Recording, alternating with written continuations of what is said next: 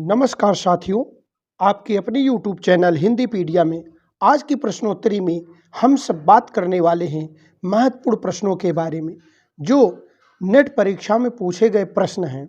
विगत वर्षों में ये प्रश्न बहुत ही महत्वपूर्ण थे जो पूछे गए थे, तो आज उन्हीं प्रश्नों पर बात करने वाले हैं। आइए इन प्रश्नों का प्रैक्टिस करते हैं। पहले प्रश्न पर चलते हैं। पहला प्रश्न है, अवधि का विकास किस अपभ्रंश से हुआ है?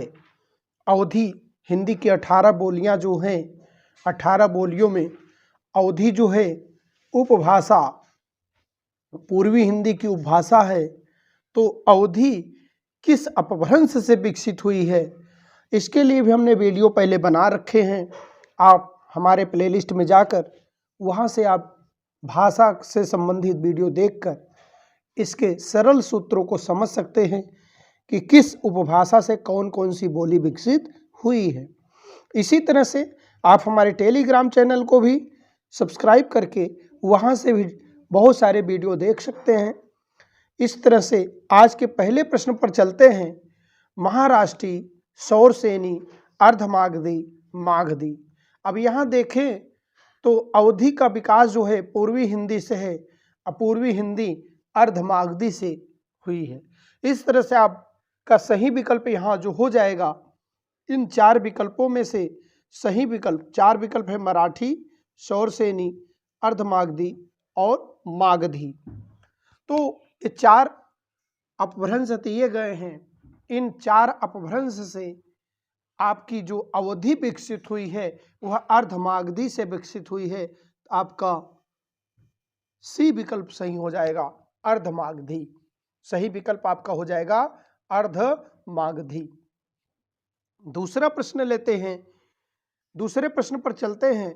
दूसरा प्रश्न है, इनमें से किसको संविधान की 8वीं अनुसूची में सम्मिलित नहीं किया गया? 8वीं अनुसूची में सम्मिलित नहीं किया गया। तो अब तक की जितनी भाषाएं संविधान की 8वीं अनुसूची में सम्मिलित हुई हैं, उनमें कौन सी भाषा, ये 4 भाषाएं जो दी गई हैं, इसमें से कौन सी भाषा सम्मिलित नहीं है? तो यहाँ पर दी गई भाषा आप देख पा रहे हैं, डोंगरी है, मैथिली है, ब्रज है, असमिया है। ये 4 भाषाएं दी गई हैं। इसमें से पूछा गया है कि कौन सी भाषा सम्मिलित नहीं है। तो आपको सही विकल्प लगाना है सी, ब्रज भाषा सम्मिलित नहीं है। आपका सी विकल्प सही हो जाएगा, ब्रज भाषा सम्मिलित नहीं है। इसी तरह से तीसरे प्रश्न पर चलते हैं। तीसरा प्रश्न है, विकास की दृष्टि से प्राकृत की पूर्वकालीन अवस्था का नाम है। अब यहाँ पर प्रश्न आया, विकास की दृष्टि से प्राकृत की पूर्वकालीन अवस्था का नाम बताना है आपको। तो पूर्वकालीन अवस्था प्राकृत की क्या थी? पाली थी, संस्कृत थी, हिंदी थी, अवहट्ट थी। यहाँ अवहट्ट लिखा है, आप इसको अवहट्ट ही पढ़ेंगे। क्या पढ़ना आपको? अवहट्ट। आपको पढ़ना है अवहट्ट, अवहट्ट, आधा ट, अवहट्ट पढ़ना है।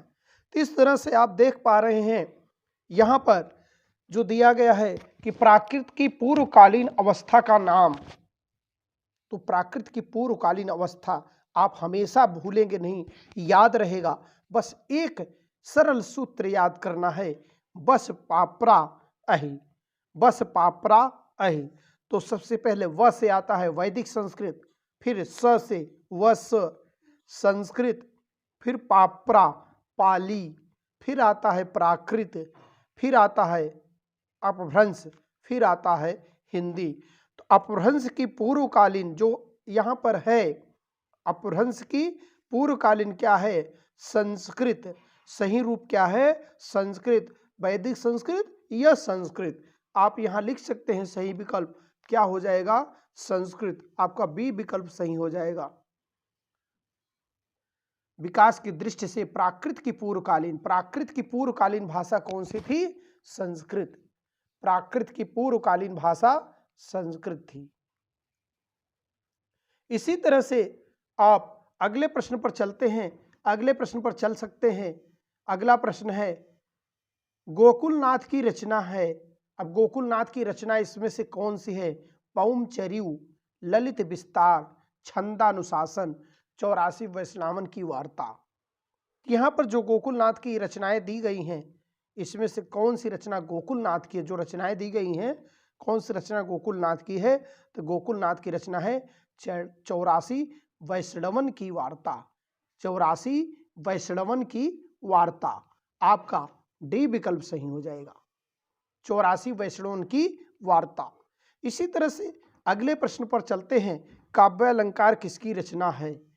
अगला प्रश्न है, काव्य अलंकार किसकी रचना है? तो आपको सही विकल्प ढूंढना है, भामह की, राजशेखर की, दंडी की, रुद्रभट्ट की। तो काव्य अलंकार रुद्रभट्ट का भी मिलता है, लेकिन काव्य अलंकार अलंकार का सर्वश्रेष्ठ ग्रंथ, प्रथम ग्रंथ माना जाता है जो भामह का है। तो इस तरह से आप यहाँ पर सही विकल्प लगाएंगे, भामह। अलंकार के प्रणेताओं में भामह सर्वप्रथम आते हैं, भामह आते हैं, हाँ, दंडी आते हैं, उद्भट आते हैं। तो ये सभी अलंकार के प्रवर्तक रहे हैं, जिसमें श्रेष्ठ प्रथम प्रवर्तक भामह माने जाते हैं। इस तरह से अगले प्रश्न पर चलते हैं। अगला प्रश्न है, इनमें से कौन सी रचना लल्लू लाल की नहीं है? अब इनमें से कौन सी रचना लल्लू लाल की नहीं है? सिंहासन बत्तीसी नहीं है, बेताल पच्चीसी नहीं है, सुख सागर नहीं है, लाल चंद्रिका नहीं है। तो इसमें आप देख पा रहे हैं सभी रचनाएं लल्लू लाल की हैं, बस सुख सागर जो दिया गया है सदा सुखलाल का है। सुख सागर सदा सुखलाल का है, इसलिए लल्लू लाल की रचना यह नहीं है। तो आपका सही विकल्प क्या हो जाएगा? सी विकल्प सही हो जाएगा। लल्लू लाल की रचना यह नहीं है। इस रचना का नाम है सदा सुखलाल। सदा सुखलाल।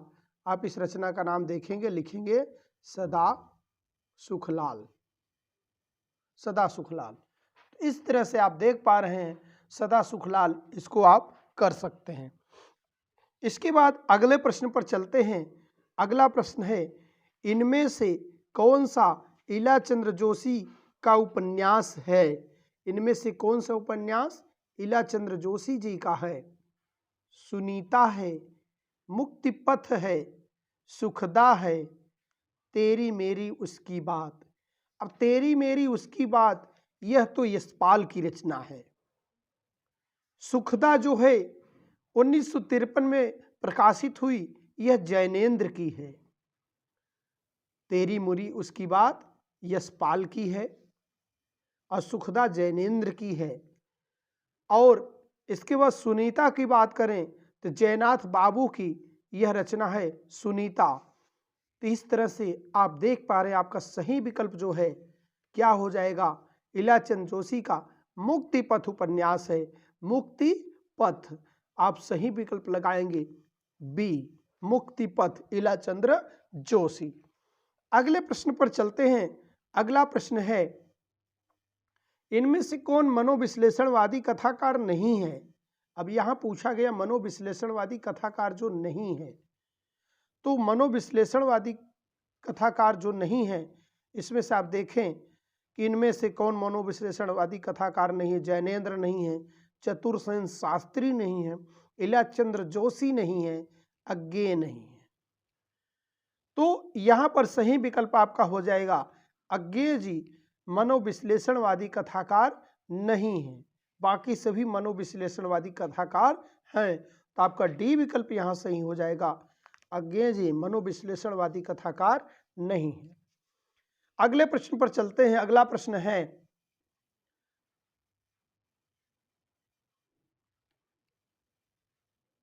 भारतेंदु हरिश्चंद्र का नाटक है। अब भारतेंदु हरिश्चंद्र का नाटक पूछा गया है, गोरक्ष विजय, कालिका मंगल, सरस्वती मंगल, विद्या सुंदर। यहाँ पर भारतेंदु हरिश्चंद्र का नाटक जो है विद्या सुंदर है। क्या है? विद्या सुंदर। आपका डी विकल्प सही हो जाएगा, डी विकल्प सही हो जाएगा। इसी तरह से अगले प्रश्न पर चलते हैं। अगला प्रश्न है, इनमें से कौन सा काव्य राम कथा पर आधारित है? राम कथा पर आधारित काव्य जो है आप देखें तो भूमिजा, कामायनी, नीरजा, यशोधरा, ये 4 काव्य दिए गए हैं। पूछा गया है कौन सा काव्य राम कथा पर आधारित है। तो भूमिजा जो काव्य है वो राम कथा पर आधारित काव्य है। भूमिजा राम कथा पर आधारित काव्य है। अगले प्रश्न पर चलते हैं। अगला प्रश्न है, नाटक को पंचम वेद किसने कहा? यह प्रश्न बहुत ही महत्वपूर्ण है। अब जैसे संचारी भाव में छल को कहा जाता है कि छल नामक संचारी भाव किसने कहा है, इसी तरह से 34वां 33 स्थायी भाव संचारी भाव माने गए व्यभिचारी भाव, 34वें संचारी भाव को छल माना गया है। और छल किसने कहा संचारी भाव? तो देव ने कहा है। इसी तरह से यहाँ पर नाटक 5 वेद, जो 5वां वेद बताया गया नाटक को, तो नाटक को 5वां वेद किसने बताया है? तो नाटक को 5वां वेद जो बताया है भरत मुनि ने कहा है। भरत मुनि ने नाटक को पंचम वेद कहा है। वेदों में 4 वेद तो आप जानते हैं, सामवेद, अर्थवेद, यजुर्वेद, अथर्ववेद। तो इस तरह से यहाँ पर पंचम वेद नाटक को भरत मुनि ने बताया है। तो आपका सही विकल्प क्या हो जाएगा? सही विकल्प आपका हो जाए भरत मुनि। सही विकल्प आपका हो जाएगा भरत मुनि। तो आप सी विकल्प सही लगाएंगे, भरत मुनि। अगले प्रश्न पर चलते हैं। अगला प्रश्न है, बहुत ही महत्वपूर्ण प्रश्न भी है।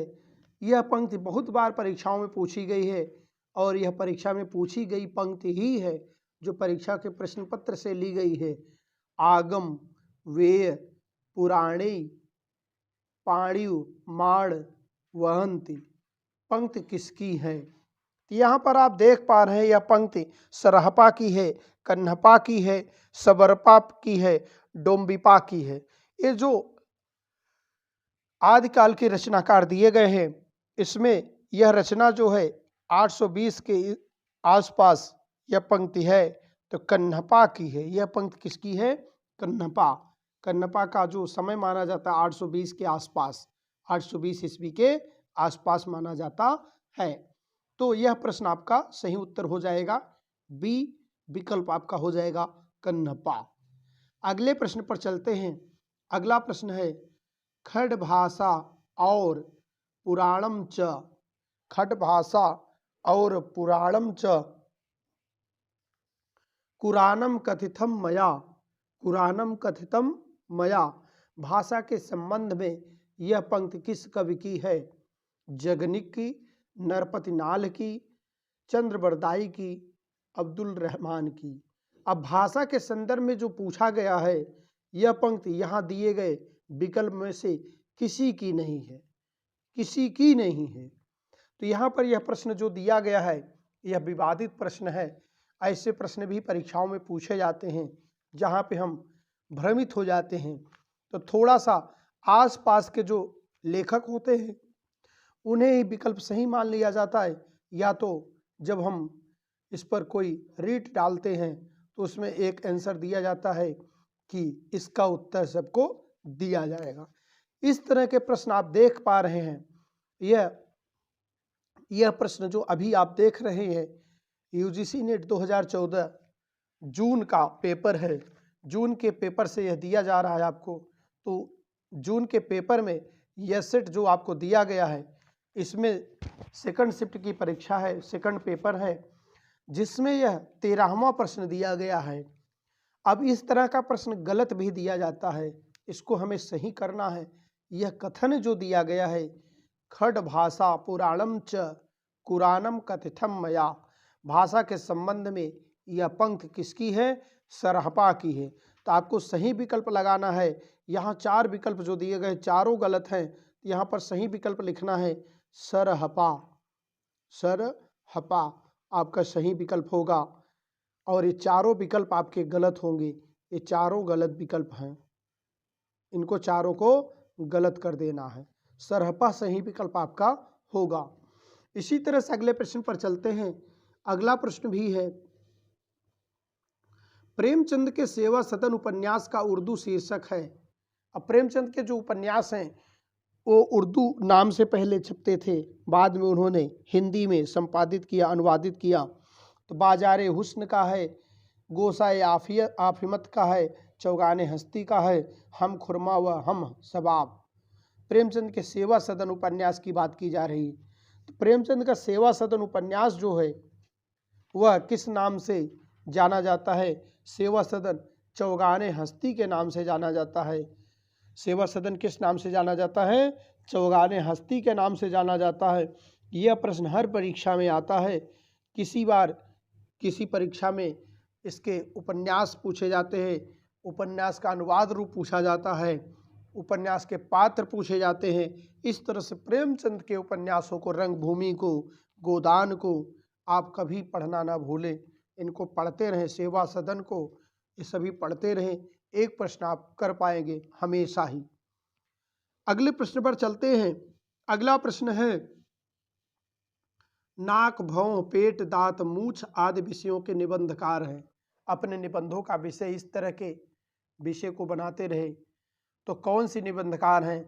पिछली प्रश्नोत्तरी में पहले भी हमने इस प्रश्न पर चर्चा की है। आज पुनः इस प्रश्न पर चर्चा करते हैं क्योंकि यह प्रश्न बहुत बार परीक्षाओं में पूछा गया है। वहाँ भी टीजीटी में पूछा गया, तब हमने चर्चा किया था। आज हम नेट की परीक्षा से यह प्रश्न ले आ रहे हैं। तो यहाँ पर भी आप देख पा रहे हैं कि यह पूछा गया है। यह ऐसा प्रश्न है जो लगातार परीक्षाओं में पूछा जा रहा है। यहाँ सही विकल्प आप एक बार ध्यान से पढ़ें कि शरीर के ऐसे नाक का, पेट का, दांत का, मुंह का, मूछ का जब भी वर्णन निबंध में मिले तो समझ लीजिए, इस नाम से कोई निबंध आपको मिले तो समझ लीजिए किसने लिखा है? प्रताप नारायण मिश्र जी ने लिखा है। प्रताप नारायण मिश्र जी ने लिखा है। आशा है कि इस प्रश्न को आप याद कर लेंगे। इसी तरह से अगले प्रश्न पर चलते हैं। अगला प्रश्न है, जयशंकर प्रसाद का सर्वप्रथम नाटक है। अगला प्रश्न है, जयशंकर प्रसाद का सर्वप्रथम नाटक है सज्जन, राजश्री, कामना, विशाख। अब यहाँ पर जो प्रश्न पूछा गया है, सर्वप्रथम नाटक पूछा गया है, तो सबसे पहले अगर सर्वप्रथम नाटक की बात करते हैं तो यहाँ पर सर्वप्रथम नाटक इनका है सज्जन, जो 1910 में प्रकाशित हुआ है। सज्जन 1910 में प्रकाशित हुआ है। तो आपको सही विकल्प का चयन करना है। सही विकल्प आपका हो जाएगा ए। लेकिन इसके साथ ही आप ध्यान दें कि इनके अगर नाटकों को हम याद करें तो एक सरल सा सूत्र है। सरल सा सूत्र आप याद कर सकते हैं। क्या है? सजनी से परिणय करूं, सजनी से परिणय करूं, प्रायः रास्ते में विष, प्रायः रास्ते में विष। तो सजनी स से आपका हो जाएगा सज्जन, सजनी, सज्जन। परिणय करूं, परिणय में हो जाएगा कल्याणी परिणय, परिणय का नाम आया कल्याणी परिणय, जो 1912 में प्रकाशित हुआ। करूं, करुणालय 1912 में ही आया। इसके बाद सर्वप्रथम, तो सर्वप्रथम जब पूछेंगे तो परिणय करूं, प्रायः, प्रायः, तो प्रायः जब पूछेंगे तो इससे हो जाएगा आपके रचना का नाम प्रायश्चित, प्रायश्चित लिखेंगे, प्रायः, प्रायश्चित। इसी तरह से रास्ते में, अब रास्ते में अगर बोलें तो रास्ते से आप क्या लगाएंगे? परिणय करूं, रास्ते में विष, विष से हो जाएगा विशाख, विशाख। इस तरह से रास्ते में राजश्री, राजश्री और विष, विशाख। इस तरह से इनके नाटकों को आप समस्त याद कर पाएंगे। सजनी से परिणय करूं, रास्ते में विशाख, विष। इस तरह से आप याद कर सकते हैं। एक सरल सा सूत्र बनाने का प्रयास किया है जिसके माध्यम से आप इसको याद कर सकते हैं। चलिए अगले प्रश्न पर चलते हैं। अगला प्रश्न है, शब्दों की पद रचना पर आधारित भाषाओं के वर्गीकरण को क्या कहा जाता है? ऐतिहासिक वर्गीकरण, कुलात्मक वर्गीकरण, प्रभाव आधारित वर्गीकरण, आकृति मूलक वर्गीकरण।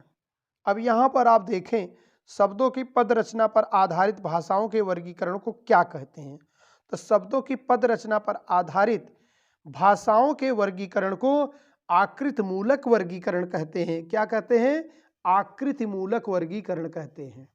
आप यहाँ ध्यान से देखेंगे शब्दों की पद रचना पर आधारित वर्गीकरण को आकृति मूलक वर्गीकरण कहते हैं। अगले प्रश्न पर चलते हैं। अगला प्रश्न है, दूसरा दरवाजा किस विधा की रचनाएं हैं? दूसरा दरवाजा नाटक है, उपन्यास है, गीत नाट्य है, कहानी है। यहाँ पर आप सही विकल्प लगाएंगे। यह दूसरा दरवाजा नाटक है, लक्ष्मी नारायण लाल का। दूसरा दरवाजा नाटक है, नाटक रचना है, और किसकी है? लक्ष्मी नारायण लाल की रचना है। अगले प्रश्न पर चलते हैं। अगला प्रश्न है, इनमें से कौन सी रचना आत्मकथा है? अब आत्मकथा बोलना है आपको। कौन सी रचना आत्मकथा है? मैं आईना हूँ, पहली रचना लिखा गया है मैं आईना हूँ। यह उमा पांडे की रचना है जो कविता है। इसी तरह से पहला पड़ाव जो रचना दी गई है, पहला पड़ाव, यह श्रीलाल शुक्ल की रचना है। पहला पड़ाव उपन्यास है। तो यहाँ आत्मकथा बताना है तो पहला दूसरा नहीं हो सकता, ए और बी नहीं हो सकता। इसी तरह से मेरे सात जन्म, यह रामेश्वर कंबोज की रचना है जो आत्मकथा है। और आत्मदाह जो लिखा गया है यहाँ, आत्मदाह प्रेमदत्त मिश्र की कहानी रचना है। प्रेमदत्त मिश्र की कहानी रचना है। तो आपका सही विकल्प सी हो जाएगा। मेरे सात जन्म जो है यही है आत्मकथा। और आत्मकथा किसकी है? यह मेरे सात जन्म आत्मकथा किसकी है? रामेश्वर कंबोज की है। रामेश्वर कंबोज की। इसी तरह से अगले प्रश्न पर चलते हैं। अगला प्रश्न है आपके सामने, रस गंगाधर में पंडित जगन्नाथ ने किस बादशाह की प्रशंसा की है? रस गंगाधर में, अपनी रचना रस गंगाधर में पंडित राज जगन्नाथ ने किस बादशाह की प्रशंसा की है? शाहजहां की, औरंगजेब की, अकबर की, बाबर की। यहाँ पर सही विकल्प आपका हो जाएगा शाहजहां की प्रशंसा की है। रस गंगाधर में शाहजहां की प्रशंसा की है। अगले प्रश्न पर चलें तो अगला प्रश्न आपके सामने आ गया है। अगला प्रश्न है, रचना काल के अनुसार भारतेंदु के नाटकों का सही क्रम बताना है। अब भारतेंदु के नाटक जो यहाँ बताने हैं उसका सही क्रम आपको बताना है। तो सही क्रम क्या हो सकता है? भारतेंदु के नाटकों का सही क्रम है नील देवी, अंधेर नगरी, भारत दुर्दशा, सती प्रताप। या सती प्रताप, नील देवी, भारत दुर्दशा, अंधेर नगरी। या अंधेर नगरी, भारत दुर्दशा, नील देवी और सती प्रताप।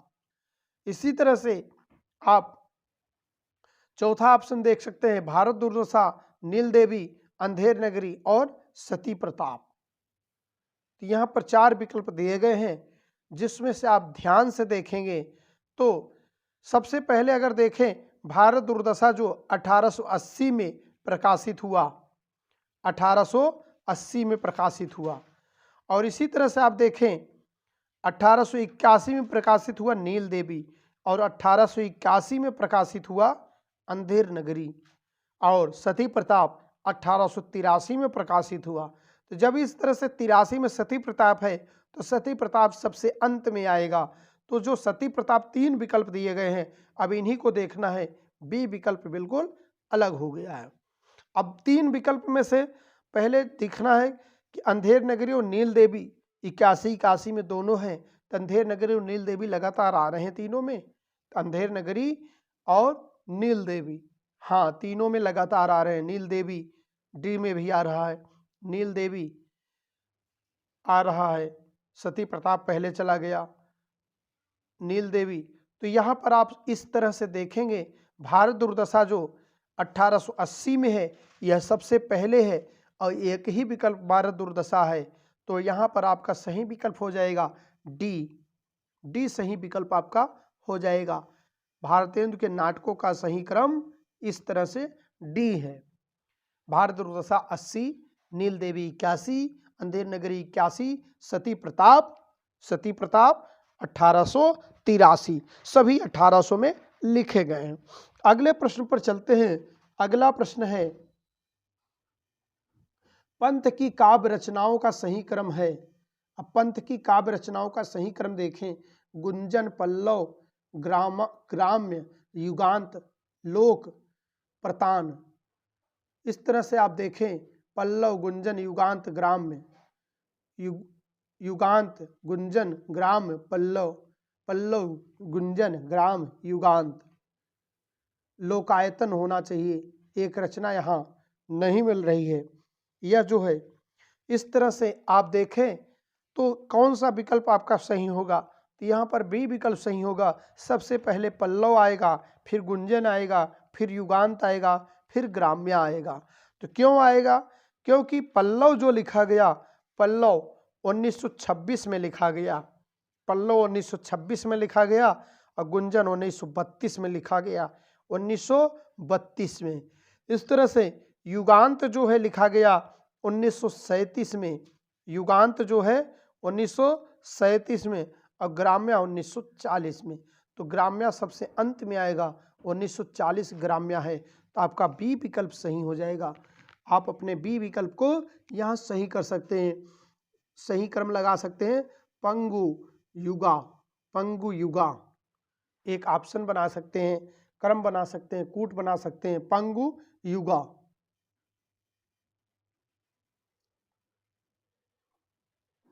अगला प्रश्न है, इन उपन्यासों का प्रकाशन काल के अनुसार सही क्रम है।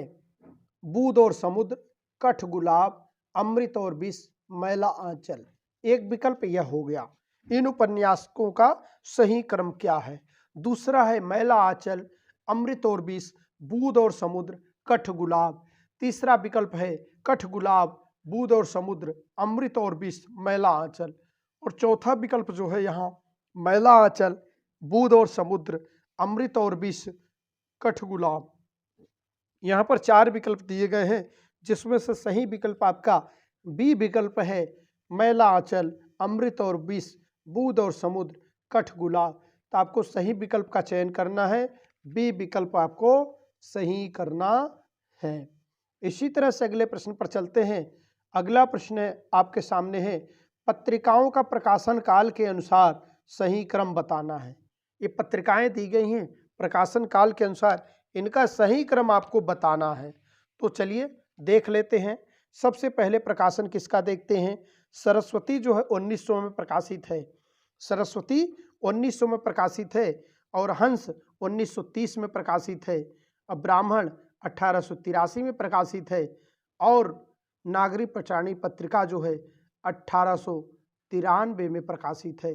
1893 और कुछ 1896 मानते हैं। इस तरह से आप देखें तो यहाँ पर क्या विकल्प सही हो सकता है। इस तरह से देखें, सबसे पहले ब्राह्मण आएगा 1893, क्योंकि 1800 में पहला यही पत्र है। 1893 ब्राह्मण आएगा। फिर नागरिक पचाणी पत्रिका आएगी, ब्राह्मण 1883, 1800 है ब्राह्मण, नागरिक पचाणी 1896। इसी तरह से अगला प्रश्न इसमें है कि सरस्वती 1900 में, हंस 1930 में। तो सही क्रम यही हो जाएगा, आपका बी विकल्प सही हो जाएगा। आपका बी विकल्प यहाँ सही हो जाएगा। अपने बी विकल्प का चयन कर सकते हैं, ऐसे बी विकल्प का चयन कर सकते हैं। हंस सही हो जाएगा, अंत में हंस होगा और सबसे पहले ब्राह्मण होगा। तो चलिए अगले प्रश्न पर चलते हैं। अगला प्रश्न है, ज्ञानपीठ पुरस्कृत कृतियों का वर्षवार सही अनुक्रम है। अब ज्ञानपीठ पुरस्कार बताने हैं, तो सबसे पहले जो क्रम दिया गया है, चिदंबरा दिया गया है, यामा दिया गया, उर्वशी दिया गया, कितनी नाव में कितनी बार दिया गया है। फिर दूसरा विकल्प दिया गया उर्वशी कितनी नाव में कितनी बार, चिदंबरा, यामा। तीसरा विकल्प दिया गया है उर्वशी, चिदंबरा, कितनी नाव में कितनी बार, यामा। और चौथा विकल्प जो आपके सामने दिया गया, कितनी नाव में कितनी बार, यामा, चिदंबरा, उर्वशी। तो ये जो विकल्प दिए गए हैं, इन विकल्पों में से आप ध्यान से देखें तो क्या मिलेगा आपको? सही विकल्प आपका हो जाएगा ए विकल्प आपका सही हो जाएगा। क्यों? क्योंकि 68 में चिदम्बरा को ज्ञानपीठ पुरस्कार मिला, 68 में। और आप उसके बाद देखें तो यामा को 82 में मिला, उर्वशी को 72 में मिला, और कितनी नाव में कितनी बार को? 78 में मिला। तो 72 और 78, लेकिन यामा जो है 82 में दिया गया। यामा को जब 82 में दिया गया तो यामा विकल्प किसमें? अंत में है, अंत में यामा विकल्प है सी में। परंतु उर्वशी को 1872 में दिया गया तो उर्वशी यहाँ पहले है, इसलिए सी विकल्प भी सही नहीं होगा। यहाँ पर सर्वोत्तम सबसे अच्छा विकल्प जो पाया गया है वह ए विकल्प ही सही होगा। हालांकि यह प्रश्न गलत दिया गया है, सही प्रश्न यह नहीं दिया गया। लेकिन यहाँ अगर अपने इस तरीके से विकल्प बनाएंगे तो चिदम्बरा होगा, यामा होगा, उर्वशी होगा, कितनी नाव में कितनी बार। ए विकल्प आपका सही हो जाएगा। अगले प्रश्न पर चलते हैं। अगला प्रश्न आपका हो, रचना काल के अनुसार काव्यों का सही क्रम है। रचना काल के अनुसार काव्यों का सही क्रम: आंसू, कामायनी, लहर, कानन कुसुम। कानन कुसुम, आंसू, कामायनी, लहर। लहर, आंसू, कामायनी, कानन कुसुम। कानन कुसुम, आंसू, लहर, कामायनी। आप यहाँ देखें ध्यान से तो सभी विकल्प आपके कितने अच्छे से दिए गए हैं। तो यहाँ पर सही विकल्प क्या होगा? अब सही विकल्प की चर्चा करनी है तो सही विकल्प आपका हो जाएगा कानन कुसुम। कानन कुसुम की रचना 1913 में हुई। कानन कुसुम सबसे पहले आएगा, फिर आंसू आएगा 1925 में, फिर आएगा लहर 1900 नहीं, फिर आएगा कामायनी 1936 और लहर आएगा 1957। इस तरह से यहाँ इस रचना का क्रम आएगा। तो आपका लहर अंत में रहेगा तो आपका बी विकल्प यहाँ सही हो जाएगा। बी विकल्प आपका सही हो जाएगा, तो आप सही कर लीजिए बी विकल्प। इसके बाद अगले प्रश्न पर चलते हैं। अगला प्रश्न है, जीवन काल के आधार पर कवियों का सही क्रम है। जीवन काल के आधार पर कवियों का क्रम पूछा गया है तो यहाँ पर सही विकल्प आपको बताना है। अमीर खुसरो, विद्यापति, रैदास, नानक। नानक, विद्यापति, रैदास, अमीर खुसरो। विद्यापति, रैदास, अमीर खुसरो, नानक। विद्यापति, रैदास, नानक, अमीर खुसरो। अब ये विकल्प दिए गए हैं, इसमें आप ध्यान से देखें। विद्यापति जो है, विद्यापति का समय जो 1352 माना जाता है तो 1352, फिर रैदास का 1377 माना जाता है और नानक का 1469 माना जाता है, अमीर खुसरो का 1253 माना जाता है। तो जब 1253 अमीर खुसरो है, बाकी सभी 1300-1400 में है, तो 1253 सबसे पहले आएगा। तो सबसे पहला विकल्प इसमें अमीर खुसरो है, तो अमीर खुसरो वाला ही सही विकल्प हो जाएगा। इस तरह से आप अपना सही विकल्प ए कर सकते हैं, ए विकल्प अपना सही कर सकते हैं। अगले प्रश्न पर चलते हैं। अगला प्रश्न है कि प्रकाशन काल की दृष्टि से प्रेमचंद के उपन्यासों का सही क्रम है। प्रकाशन काल की दृष्टि से, अब प्रकाशन काल की दृष्टि से प्रेमचंद के उपन्यासों का सही क्रम, तो इसके लिए एक सरल सा सूत्र भी है। से रन निगो, सेवा सदन, रंगभूमि, से रन निगो, निर्मला और गोदान। इनके अगर क्रम आप मिला लें तो इसी तरह से कई उपन्यासों के इनके क्रम मिला सकते हैं। लेकिन यहाँ पर ये रचनाएं पूरी नहीं दी गई हैं, तो आपको अलग रचनाओं का भी क्रम सीखना है। तो अलग रचनाओं का क्रम सीखने के लिए आपको ध्यान देना होगा कि सेवा सदन कब प्रकाशित हुआ। तो सेवा सदन 1916 में प्रकाशित हुआ। इसके बाद 1904 में प्रतिज्ञा हुआ, 1925 में इनका रंगभूमि हुआ और 1920 में इनका क्या हुआ? वरदान। तो सबसे पहले क्या आना चाहिए? 1904। तो 1904 प्रतिज्ञा पहले आना चाहिए, किसी में प्रतिज्ञा पहले पर नहीं है। अब यहाँ यह प्रश्न बनता है, इसमें सबसे उपयुक्त विकल्प कौन सा है? तो ऐसे प्रश्नों का सबसे उपयुक्त विकल्प चुनते हैं। कभी कभी ऐसे प्रश्न दिए जाते हैं जिसमें पूरी तरह से विकल्प सही नहीं होते, लेकिन उन 4 विकल्पों में से सबसे उपयुक्त विकल्प कौन सा है उसका हमें चुनाव करना होता है। तो यहाँ पर सेवा सदन पहले विकल्प में है तो सेवा सदन 1916 सही कर लेते हैं। उसके बाद प्रतिज्ञा 1904 है, कर लेते हैं। फिर वरदान है 1920, फिर रंगभूमि है 1925।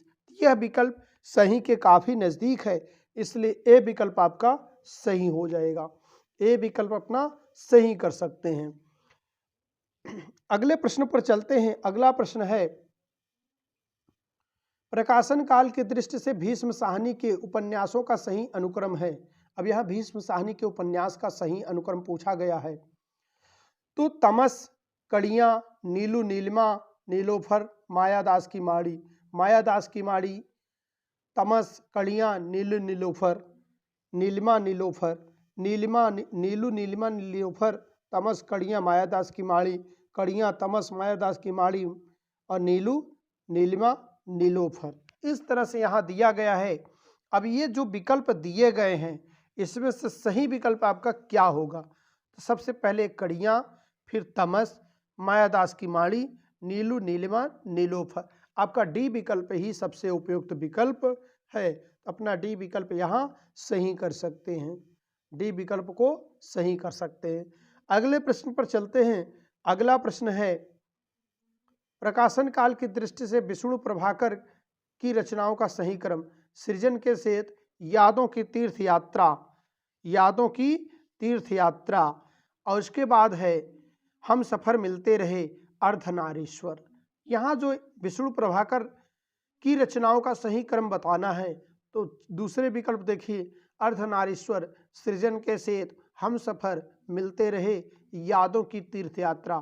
तीसरा विकल्प है यादों की तीर्थ यात्रा, सृजन के सेत, हम सफर मिलते रहे, अर्धनारीश्वर। यादों की तीर्थ यात्रा, अर्धनारीश्वर, सृजन के सेत, हम सफर मिलते रहे। इस तरह से चार विकल्प जो दिए गए हैं इसमें से सर्वोत्तम विकल्प यही चौथा विकल्प है, क्योंकि यादों की तीर्थ यात्रा 1981 में प्रकाशित हुआ।